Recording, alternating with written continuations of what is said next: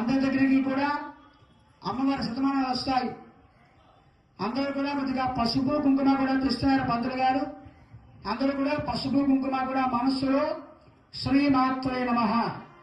అనుకుంటూ ఆ శతమానాలకి అందరూ పసుపుకు 3 సార్లు కుంకుమకు 3 సార్లు కూడా ఆ శతమానాలు కొద్ది కొద్దిగా పూజ చేసుకొని అలా ఒకరి తర్వాత అలా చేస్తూ ఉండండి.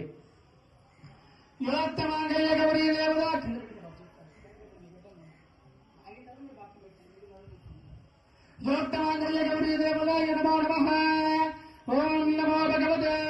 ప్రకృతం వికృతం విద్యాం సర్వభూత హితప్రదాం హిరణ్యవర్ణాం హరిణజసృజాం చంద్రాం హిరణ్మయో లక్ష్మీం జాతవేదో మమావహ కాంసోస్పదాం హిరణ్యప్రాకారాం జ్వలంతీం తృప్తాం తర్పయంతీం పద్మస్థితాం పద్మవర్ణాం తామయోపహవయ శ్రియో చంద్రాం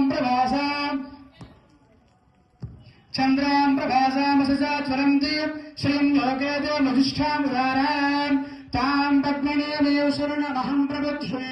अलक्ष्मीर्मेणश्यतां त्वां गुणे आदित्यवर्णे तपसोऽपि जातो वनस्पतिस्तव वृक्षोऽधबिल्वः तस्य फलानि तपसानुदन्ति मायान्तरायाश्च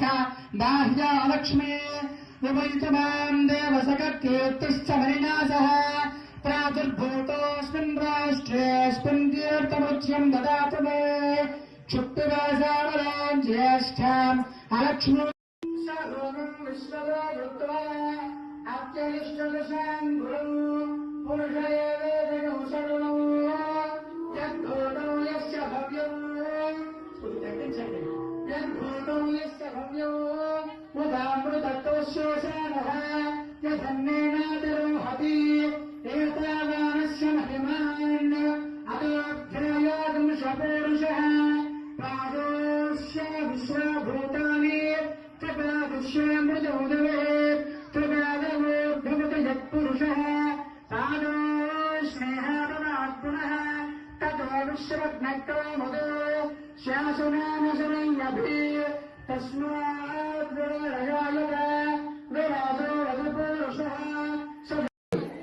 కాబట్టి ప్రతి ఒక్కరూ కూడా ఈ సంవత్సరం హాయిగా స్వామి కళ్యాణం చేత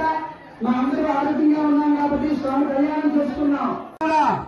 విశాఖపట్నం వాస్తవ్యులు హనుమాన్ సంజీవ కోవిల వాస్తవ్యులు 50 మంది కూడా స్వామివారి కళ్యాణానికి సంతోషించి ఆ స్వామివారి కళ్యాణోత్సవంలో భాగంగా స్వామికి ఇస్తున్న